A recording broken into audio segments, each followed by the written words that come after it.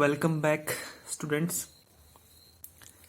Today's theorem is the geometric series converges if and only if modulus of x is strictly less than 1. अगर इस statement का हम mathematical meaning लिखें तो क्या होगा? अगर तो इसको मैथमेटिकली हम ऐसे रिप्रेजेंट कर सकते हैं, summation running from 1 to infinity modulus of x raise to the power n converges if and only if modulus of x is less than 1. ठीक है, इस स्टेटमेंट का यही मीनिंग है. तो हमें ये थ्योरम जो है वो प्रूव करनी है. तो सबसे पहले हम फॉरवर्ड पार्ट को प्रूव करेंगे, उसके बाद देन हम कन्वर्स पार्ट की तरफ प्रोसीड करेंगे. सो द फॉरवर्ड पार्ट के लिए सबसे पहले हम अजम्पशन करेंगे. सबसे पहले हम ये अजम्पशन कर रहे हैं कि suppose this series converges absolutely. ठीक है, इसका यही मतलब हुआ दिस सीरीज कन्वर्जेस एब्सोल्युटली. तो एब्सोल्युटली कन्वर्ज कर रही है और हमें पता है कि every absolutely convergent series is convergent. हर एक एब्सोल्युटली कन्वर्जेंट सीरीज जो है वो हमेशा कन्वर्जेंट होती है. तो उसी रिजल्ट का मैंने यहां पे यूज किया है. If this is absolutely convergent series then this is convergent series, simply convergent. हर एक एब्सोल्युटली कन्वर्जेंट सीरीज जो है वो simply convergent, so it is simply convergent series. ठीक है, यहां से मैंने क्या किया, मॉडुलस को हटा दिया, क्योंकि आप लोग उस थ्योरम को पढ़ना. उस थ्योरम में ये लिखा है कि if absolutely series is absolutely convergent then it is convergent as well. So by that theorem हमें ये चीज मिली. ठीक है, so our claim is to show modulus of x is less than 1. If possible, suppose modulus of x is greater than equal to 1. For the time being, let us assume that modulus of x is greater than equal to 1. If modulus of x is greater than equal to 1, then limit of x and tends to infinity will be non-zero. ठीक, इसके लिए एक result use होगा, limit a raise to the power n. A की जगह कुछ भी हो सकता है, एक जगह एक्स भी हो सकता है, जेड भी हो सकता है, कुछ भी हो सकता है. ठीक है, सो इस लिमिट जो होगी ए रेज टू पावर एन की, that will be 0 if modulus of A is less than 1. Infinity means non zero, it is infinity if infinity and infinity is a non-zero number. if modulus of a is greater than 1 and it is 1 if a is equal to 1. ठीक है, इस result आप इसे pause करके notebook में लिख सकते हो, इस वाले रिजल्ट को. साथ में एक और रिजल्ट है ऊपर यहाँ पे. ये जो ज्योमेट्रिक सीरीज है, इस ज्योमेट्रिक सीरीज का सम क्या होता है? ये हमारे पास कितनी टर्म्स हैं? ये r से लेके r raise to power n-1 तक n-1 टर्म्स है और एक 1, that is total n terms.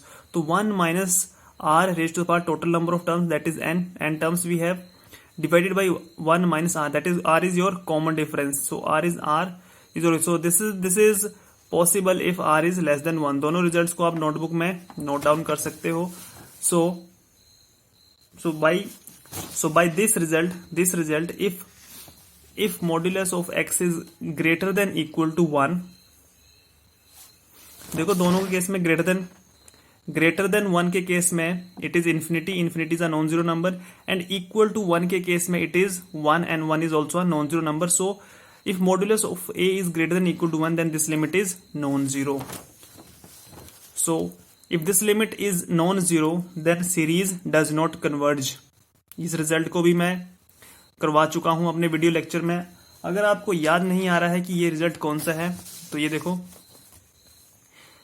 ये रिजल्ट था कि अगर किसी सीक्वेंस ए एन की लिमिट नॉन जीरो आ रही है एन टेंस टू इन्फिनिटी पे, then series a n is not convergent. ठीक है, इस वाले रिजल्ट का मैंने यहाँ पे यूज किया है.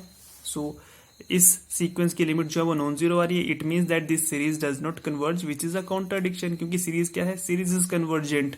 Bye our assumption series is convergent. इसका मतलब हमारी जो अजम्पशन थी ये इफ पॉसिबल सपोज वाली, that is totally false. It means that modulus of x is less than 1. Now for the converse part में हम क्या करेंगे? कन्वर्स पार्ट में हम इसको अज्यूम करेंगे और ये चीज प्रूव करेंगे. So suppose modulus of x is less than 1. claim is that this series converges absolutely. absolutely का मतलब क्या है? मॉडुलस अप्लाई करना है आपको, बस हर एक टर्म पे क्या अप्लाई करना है आपको?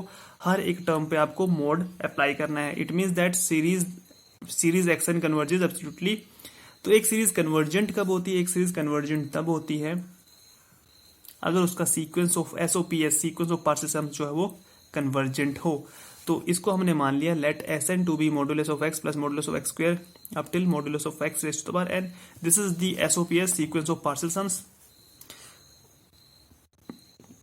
मॉडुलस ऑफ एक्स को हमने हर एक टर्म से कॉमन ले लिया, तो पहली वाली टर्म के पास 1 बचा, सेकंड वाले के पास modulus of x and so on.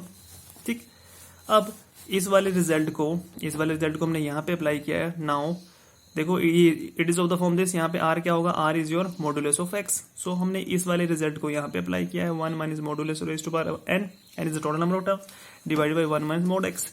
अब हमने क्या किया है, इस मॉड एक्स को पहले से मल्टीप्लाई किया, हमें क्या मिला मॉड एक्स, फिर मॉड एक्स को सेकंड वाले टर्म्स के साथ मल्टीप्लाई किया, फिर मिले मॉड ऑफ एन पावर से इसके पास पहले से ही प्रेजेंट है, एक पावर और जुड़ जाएगी, modulus of x raise to the power n plus 1 divided by 1 minus modulus of x. Now अब a minus b divided by c, तो हमने लिख सकते हैं a by c minus b by सी।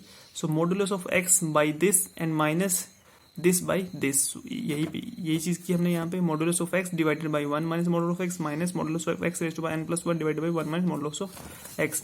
अब ये है हमारे पास एस एन की लिमिट निकालो। लिमिट निकालने पे हमें इस पे भी लिमिट अप्लाई की, इस पे भी लिमिट अप्लाई की, इस पे लिमिट अप्लाई करने पे हमें क्या मिलेगा, यही मिलेगा, क्योंकि इस पे किसी भी टर्म के साथ n अटैच्ड नहीं है। So it is independent of n। सो इस पे लिमिट लगाने से कोई फायदा नहीं है। सो ये कांस्टेंट की तरह ट्रीट होगा, क्योंकि किसी भी टर्म के साथ n जो है वो प्रेजेंट नहीं है, अटैच्ड नहीं है। So it is treated as constant. और इसकी लिमिट क्या होगी, ऊपर वाले की लिमिट क्या होगी, n टेंड्स टू इन्फिनिटी पे इस रिजल्ट को अप्लाई करो।